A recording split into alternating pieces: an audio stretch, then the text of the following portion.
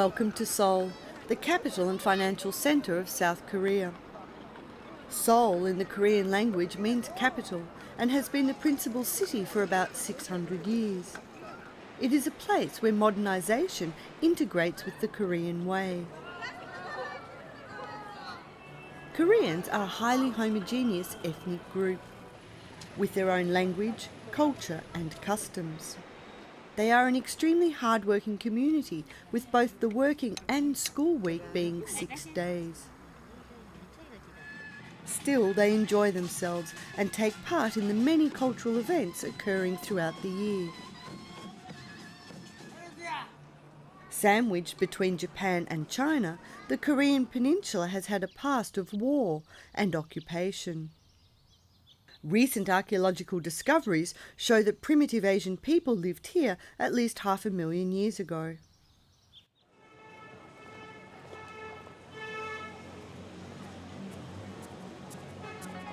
Namsan Tower is a familiar and well-recognised site on the Seoul landscape. It is one of the best places to visualise where 12 million people live.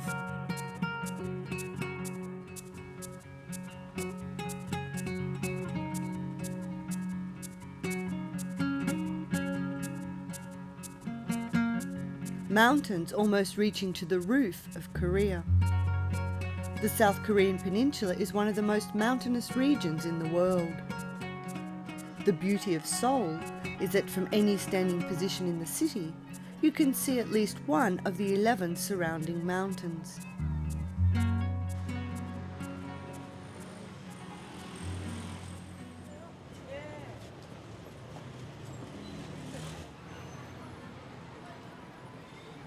It is said that all roads in Korea lead to Seoul, and judging by the amount of traffic, it doesn't seem far from the truth.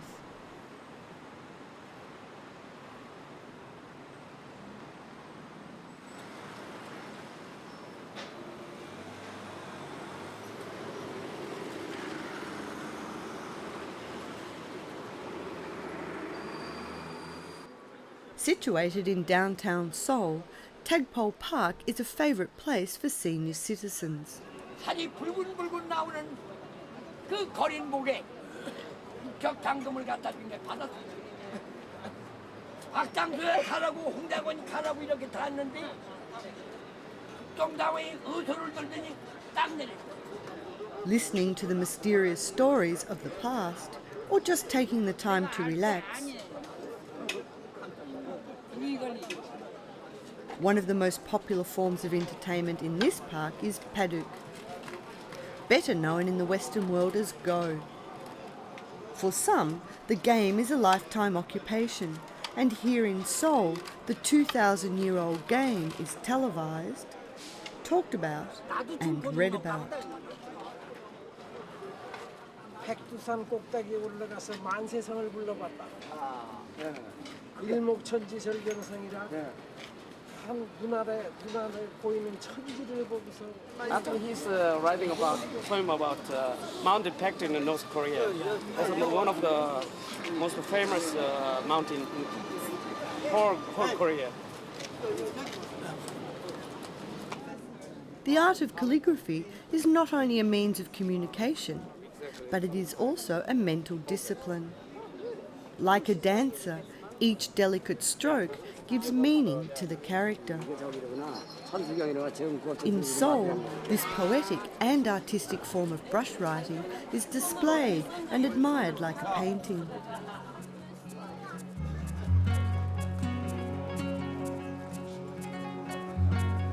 Insadong is the artistic district of the city. It is here where you can see the many particular arts of the Orient.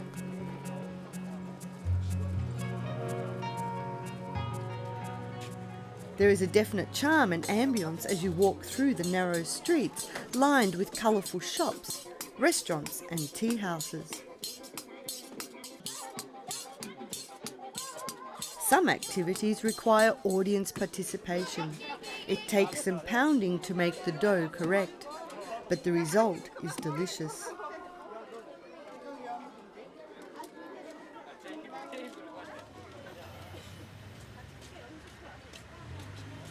Masks in Korea have had a long history. Shaken at an evil spirit or worn during a mask dance, they have exerted a strong influence on Korean cultural life. The mask dance is known for its satirical humour, poking fun at society and reminding the people of their roots.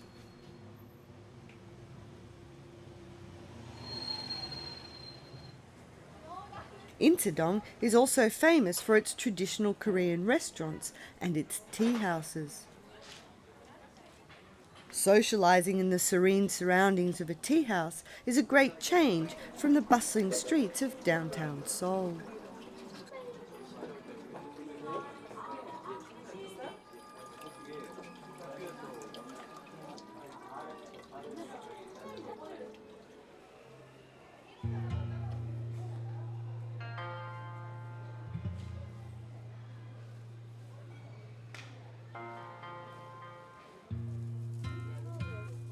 The best value for ceramics is about 1 hour south of Seoul. The city of Incheon is the heart of Korean ceramics and plays host to several ceramic festivals throughout the year. Artisans have the opportunity to display their wares, and visitors have the chance to buy at a lower cost than usual.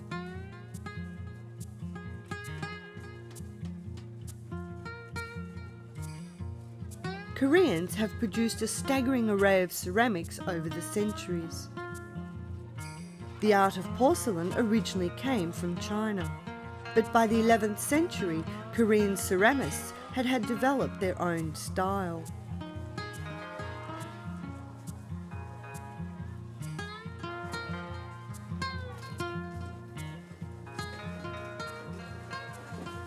Watching clay become pottery combines ancient techniques with modern design.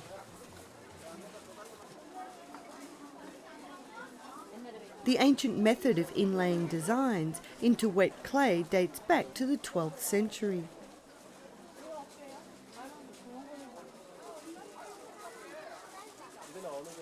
The most celebrated of all were the 13th century porcelains. The technique of the bluish-green glaze has been lost. Modern potters can reproduce the shapes and the inlays of the originals, but the colours cannot compare. It seems that little has altered over the centuries, and this time-honoured tradition remains one of Korea's hallmarks.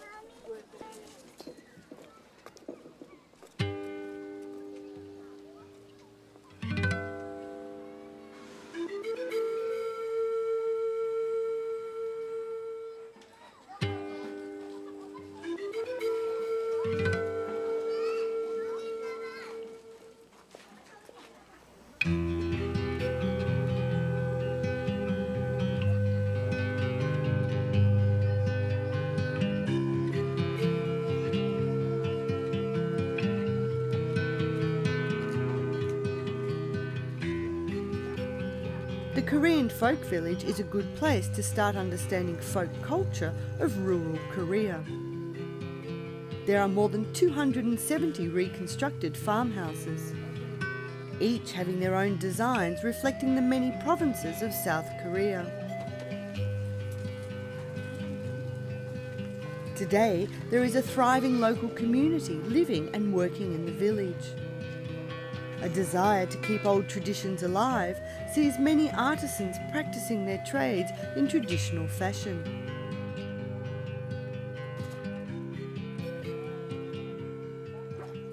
The secret of papermaking has been passed down from one generation to another.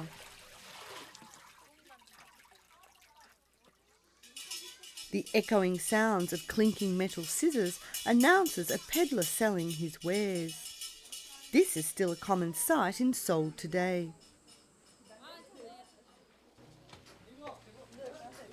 Strolling through the village on a hot summer's day is a refreshing contrast to modern-day Seoul. And for the agricultural community, a time to enjoy the bounty of the harvest season.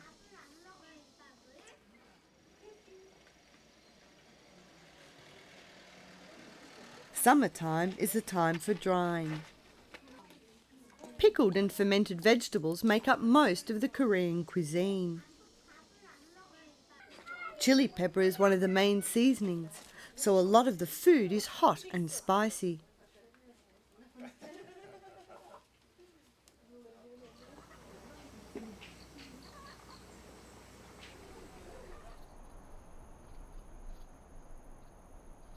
The village also offers a chance to see the Nongak.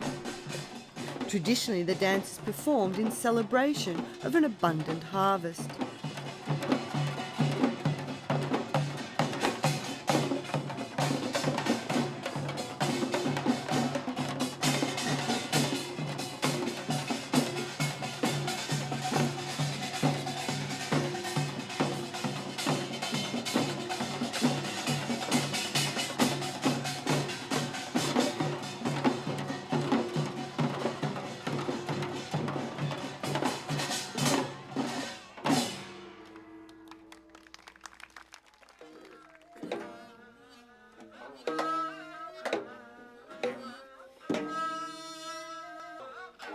Traditional Korean music can be of two types, court and folk. Court music has a slow, solemn melody. Many of the court instruments have been adapted from Chinese prototypes.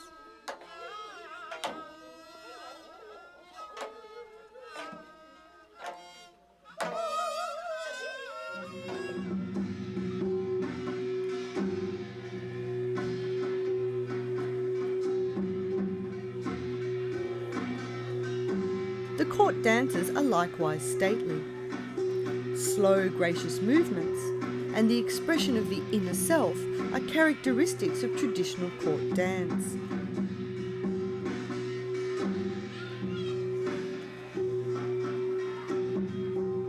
In contrast, Korean folk dances are more exuberant. The dance of the monk displays the temptation of beating the drum or rejecting it. Finally giving in, the dancer plays a spine-tingling solo.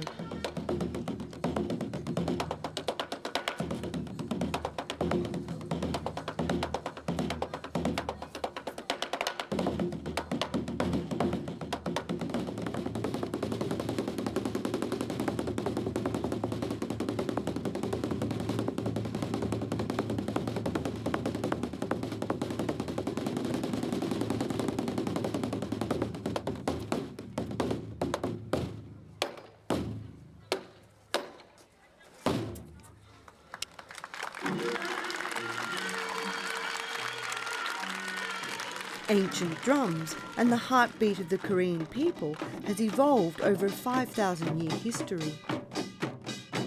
Korean folk dance and music are usually fast and lively, with vigorous athletic dancing.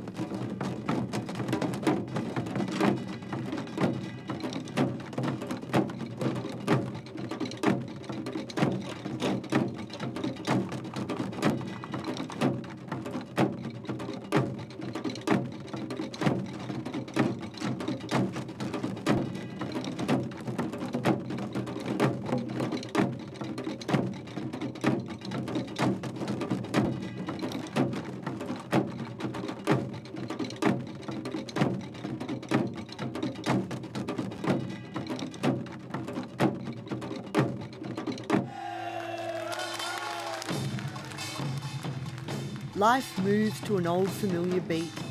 The expression of drums invites exhilaration and unrestrained joy.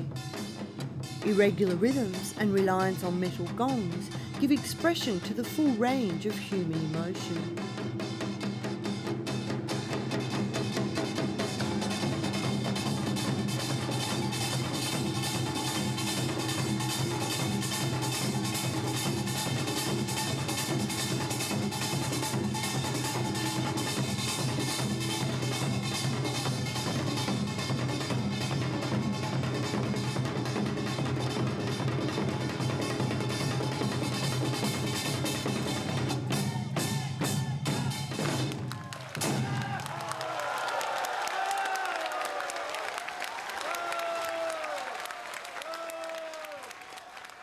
Singing and dancing is the soul of the Korean people, who pay high tribute to accomplished singers and dancers.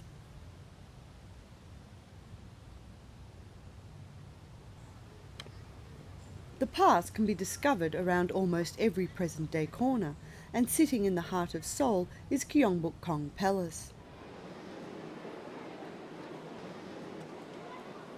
A platoon of the King's elite guards, led by generals, is about to perform an important state event, the changing of the guards.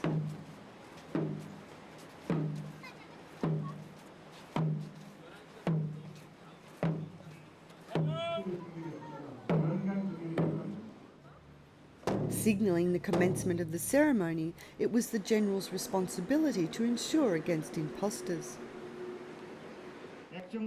Exchanging passwords and matching medallions are all part of the pageantry.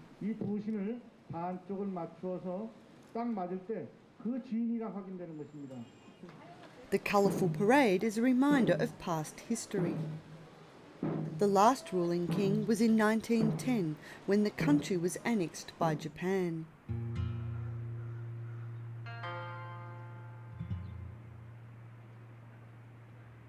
Stepping into the palace grounds, you enter into the era of Korean royalty.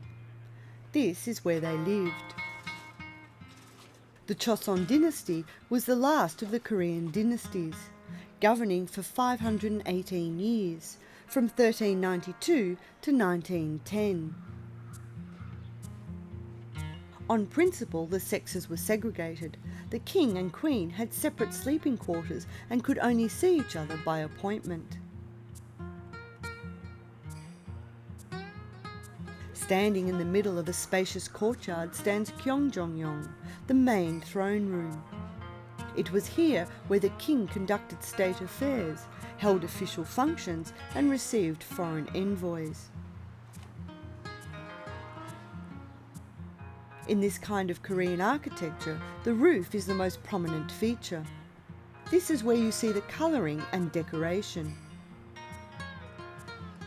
Along with their bridges and stairways, Korean roofs draws you into a world of spirits and demons. Impressive stone sculptures and carvings ward off evil. Others represent harmony and respect for royalty.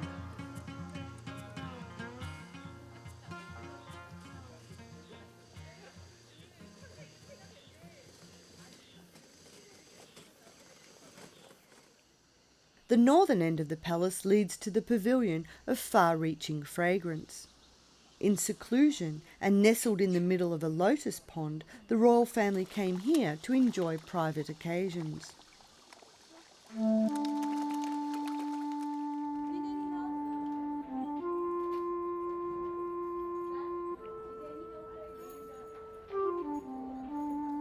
Buddhism is one of the many religions practiced in South Korea. Today is a national holiday celebrating Buddha's birthday. It is called the Feast of Lanterns.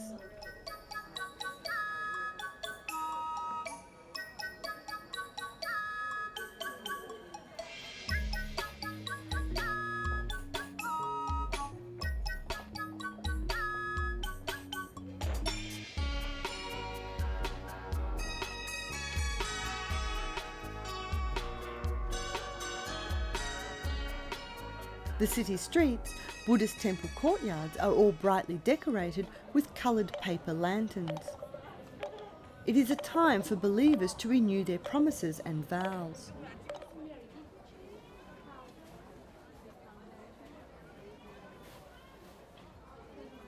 Buddhism was one of the earliest foreign religions to attain wide acceptance in Korea.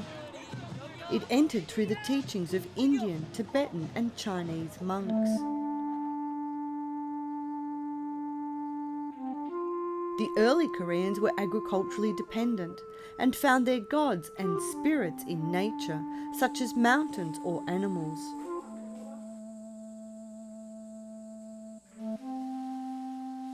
One reason for the acceptance of Buddhism is that it introduced local spirit cults into its own literature.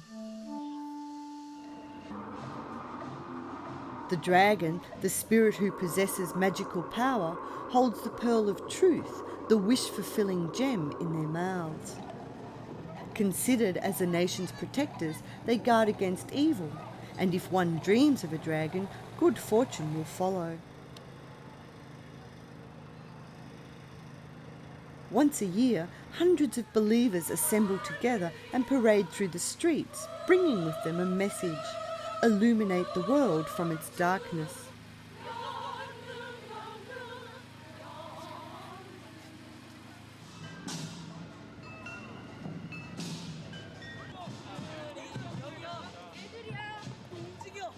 The lotus blossom is the sacred flower to Buddha. The lanterns and their lights symbolize many things: a wish for enlightenment, the celebration of birth, or a disclosure of sorrow and forgiveness.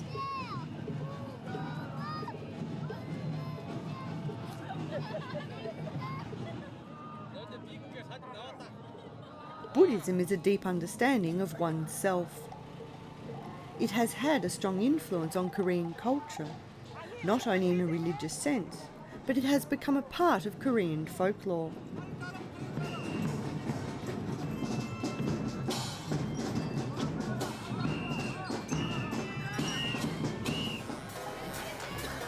Saturday night fever can happen any night of the week in a city that never stops.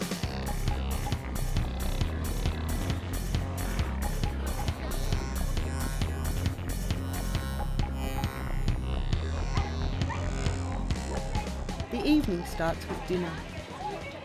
There are literally thousands of restaurants with low standing tables and people sitting on the floor. All the food is served at once, and the food is not eaten in any particular order.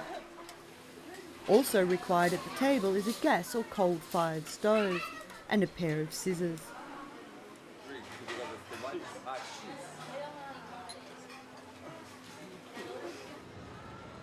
Mobile restaurants known as pojangmachas are also popular.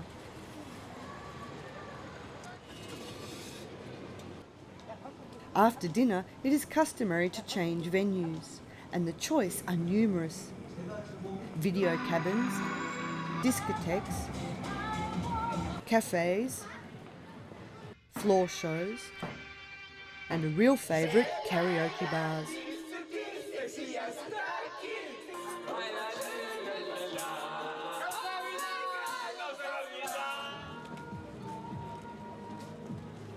It is no wonder that there are more people on the streets and more traffic on the roads at midnight than at any other time of day.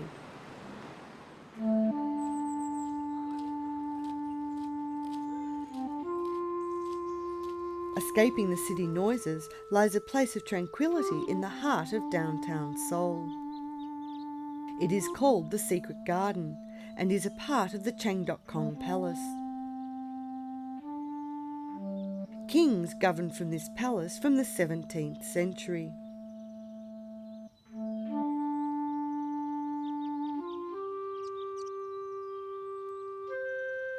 No sounds of the city penetrate, and walking through the 78 acres of landscape garden gives you the sense of being far away.